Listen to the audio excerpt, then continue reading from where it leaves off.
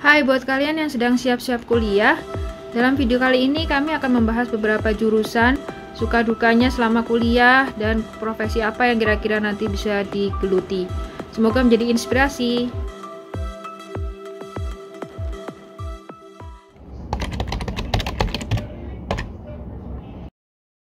Nanti akan saya jelasin sedikit tentang teknik lingkungan ya. Jadi yang pertama apa yang dipelajari di jurusan ini. Jadi secara umum jurusan teknik lingkungan itu akan mempelajari detail-detail kayak unsur kimia yang ada dalam tanah, air, udara, itu kan. Terus teknik-teknik ngelola sampah, ngolah air minum, kemudian air limbah, terus sistem penyediaan air bersih seperti apa, drainase, kemudian sanitasi lingkungan, kemudian pengendalian pencemaran air, tanah, udara ya. Jadi secara detailnya tentunya teknik lingkungan itu akan banyak mempelajari reaksi-reaksi kimia, struktur proses kimia lingkungan itu kan, yang berkaitan sama kimia air, kimia tanah, dan kimia udara. Nah, terus mata kuliah atau kegiatan apa yang paling seru ya selama belajar di jurusan teknik lingkungan? Pertama, kalau kita beraktivitas atau belajar di lab ya, laboratorium biologi, terus ada juga laboratorium kimia, ada laboratorium air, mekanika fluida kayak gitu kan. Terus juga ada kadang-kadang kita ada kunjungan ke industri-industri besar yang menarik lah. Jadi kita banyak wawasan di selama belajar di jurusan teknik lingkungan itu. Nah, itu yang seru-serunya. Kalau yang malesinnya itu ya namanya juga teknik lingkungan ya. Tentunya kita harus berinteraksi sama limbah atau sampah yang mencemari lingkungan. Dan kadang namanya juga sampah, karakteristiknya macam-macam. Kadang bau, kadang beracun juga, kadang berbahaya juga ya untuk kita. Jadi kita harus berinteraksi sama hal-hal seperti itu. Kadang juga mulai dari sampah rumah tangga gitu kan, sampah rumah, terus kemudian kadang-kadang juga harus berinteraksi sama septic tank gitu kan, buangan dari toilet gitu kan, bahkan sampai ke limbah-limbah industri besar. Itu juga mau nggak mau kita harus berinteraksi sama hal-hal yang kotor seperti itu. Konsentrasi ya yang bisa dipilih di semester-semester akhir. Yang pertama itu plumbing, pompa, dan bangunan air. Kemudian yang kedua itu pengelolaan limbah industri. Yang ketiga bioremediasi dan teknik pemulihan tanah tercemar. Kemudian yang keempat ada pemantauan dan pengendalian pencemaran udara. Dan yang kelima permodelan lingkungan. Itu sih beberapa pilihan konsentrasi yang bisa dipilih di jurusan teknik lingkungan. Di mana kita bisa magang? Hampir ya bisa dibilang semua industri yang bertaraf nasional dan internasional pasti membutuhkan lulusan-lulusan dari jurusan teknik lingkungan. Kalau di perusahaan pastinya butuh ya, karena mereka punya tanggung jawab lingkungan ya, kayak Pertamina, terus Total, Chevron, Hess gitu, Exxon, perusahaan-perusahaan Meko pun itu wajib punya ahli-ahli di teknik lingkungan. Di perusahaan batubara pun seperti itu, KPC, Adaro, Bukit Asam, itu semuanya pasti punya ahli-ahli jurusan teknik lingkungan. Kalau di consumer goods itu kayak Unilever, Indofood, IKEA, S Hardware itu pasti juga punya. Industri besar ya pastinya, industri kertas, itu industri sawit, industri makanan, industri obat-obatan, itu bahkan di instansi pemerintah ya kayak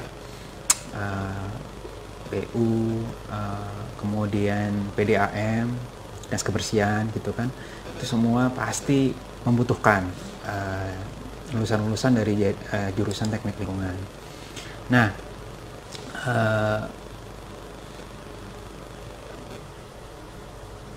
kalau dulu magangnya, saya magangnya di KPC ya, di Sangatta. Terus habis itu saya juga ngambil tugas akhir di sana. Waktu itu judulnya inventory gas rumah kaca kayak CO2 metan gitu dari aktivitas pertambangan batu bara di PT KPC area Sangatta. Nah, jadi sebenarnya siapa sih yang cocok masuk jurusan ini gitu?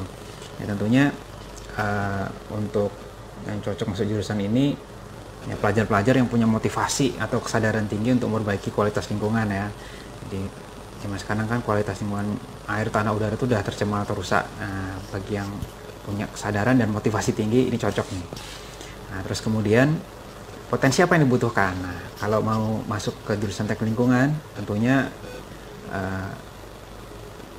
bagusnya ya itu SMA jurusan IPA, suka matematika, ilmu alam, kimia gitu kan, karena akan mempelajari reaksi-reaksi kimia, struktur proses kimia lingkungan gitu kan, kimia air, kimia udara, kimia tanah, teknologi pengolahan gitu kan. Nah, pasti harus kuat di pelajaran-pelajaran itu. Lanjut ya. Jadi profesi apa yang bisa digeluti kalau udah lulus? Nah, kalau banyak ya teman-teman yang berbagai instansi, mulai dari pemerintah sampai NGO swasta gitu kan. Kalau pemerintah itu kayak di Depdagri, di Kementerian Lingkungan Hidup, PDAM, Dinas Lingkungan Hidup gitu kan, PU. Kalau di LSM atau NGO itu bisa di WWF, di WALHI, di WHO mungkin, atau di Greenpeace juga ada. Konsultan banyak juga kayak di konsultan AMDAL gitu.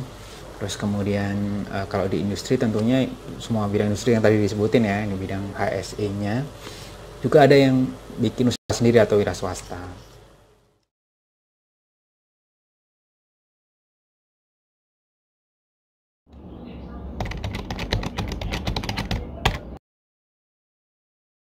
Yang dipelajari di jurusan teknologi pangan itu untuk semester pertama, kedua, sampai ketiga itu kebanyakan masih ilmu-ilmu dasar kayak kimia dasar, fisika dasar, biologi dasar, komputer dasar gitu. Terus baru nanti masuk ke semester 4, 5 ke atas itu mulai mata kuliah pilihan dan wajib seperti mikrobiologi pangan, bioteknologi pangan, pengolahan limbah, regulasi pangan internasional, industri jasa boga, lalu juga ada sifat fisik kimia pangan, lalu ada satuan operasi, dan sudah itu aja. Juga ada mata kuliah sistem jaminan mutu pangan dan rekayasa pangan. Mulai meneliti komposisi nutrisi yang ada di bahan-bahan pangan yang beredar di pasaran. Lalu juga mulai belajar tentang regulasi pangan itu, peraturan-peraturan apa saja yang menyangkut tentang peredaran pangan di Indonesia maupun di dunia internasional, seperti itu. Itu yang menurut saya paling menarik sih. Kalau bagian yang nggak serunya itu apa ya? Yang paling kerasa sih kalau menurut saya itu di 3 semester pertama, karena masih mengulang pelajaran di SMA dulu. Jadi kita seperti terasa belajar kayak SMA aja dulu gitu. Baru nanti terasa serunya itu di semester 3 ke atas sih, karena sudah mulai masuk ke aplikasi itu. Lalu mungkin nggak serunya lagi itu praktikumnya bisa sampai malam-malam sih, terutama untuk yang mikrobiologi. Karena untuk yang mikrobiologi itu kan kita berkaitan dengan pertumbuhan bakteri, mikroba, virus dan sebagainya. Jadinya kita harus mengikuti pertumbuhannya mereka yang bisa setiap jam. Jadi untuk menelitinya pun juga bisa setiap jam. Bahkan sampai tengah malam juga bisa, di laboratorium sampai tengah malam itu juga pernah kejadian sih. Tapi selebihnya itu insya Allah sudah menyenangkan. Kebanyakan dari teman-teman saya itu kalau nggak jadi akademisi ya jadi entrepreneur. Kalau yang jadi akademisi pasti arahnya ke dosen. Kalau yang entrepreneur itu biasanya mereka membuka lapangan pekerjaan sendiri, industri pangan sendiri. Lalu ada juga sih yang masuk ke praktisi sih, sebagai praktisi masuk ke pabrik-pabrik di bagian quality control, atau di bagian R&D, research and development, atau bisa masuk di supply chain manajemennya. Jadi rata-rata sih anak yang suka meneliti, berinovasi sama bahan makanan sih. Sudah pasti ya suka bidang IPA ya, karena memang ya kebanyakan sih kimia sama biologi, fisika juga. Kalau tugas akhir itu kemarin sih kalau saya tentang variabelnya, yang pertama itu tentang suhu pasteurisasi, yang kedua tentang komposisi daun cincau untuk pembuatan minuman cincau. Jadi produknya itu minuman cincau yang diteliti suhu pasteurisasinya sama komposisi proporsi daun cincau yang digunakan untuk bisa menjadi produk komersial. Kalau teman-teman yang lain itu ada yang meneliti kefir, lalu ada yang merekayasa produk-produk pembuangan limbah makanan untuk menjadi sesuatu yang lebih berguna. Misalnya kayak kulit kepiting itu diolah lagi menjadi diambil enzim-enzim pentingnya untuk dijadikan bahan penting yang diolah lagi menjadi bahan penting di industri pangan. Lalu ada juga yang meneliti tentang bagaimana proses yang efektif untuk mengolah suatu bahan pangan tertentu sehingga tidak banyak membuang bahan makanan itu sendiri, kayak gitu-gitu sih.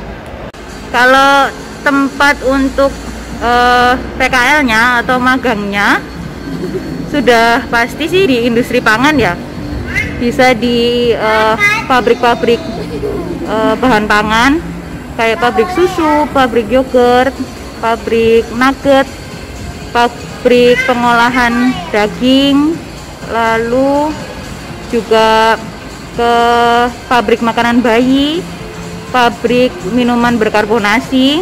Terus kalau kebetulan yang kemarin saya ambil itu di industri jasa boga di penerbangan, jadi di aerowisata itu di cateringnya pesawat lah istilahnya gitu. Oh iya, ada tambahan untuk profesi yang bisa digeluti, itu bisa masuk ke Kementerian Pertanian atau Kementerian Kesehatan, lalu bisa juga untuk jadi nutrisionis, biasanya berkolaborasi dengan anak gizi sih nanti, lalu masuk ke UNICEF, WHO atau FAO itu juga bisa, atau MUI untuk masuk ke sistem jaminan halal suatu bahan makanan, menentukan halalnya suatu makanan, menentukan SNI-nya suatu makanan, itu juga bisa.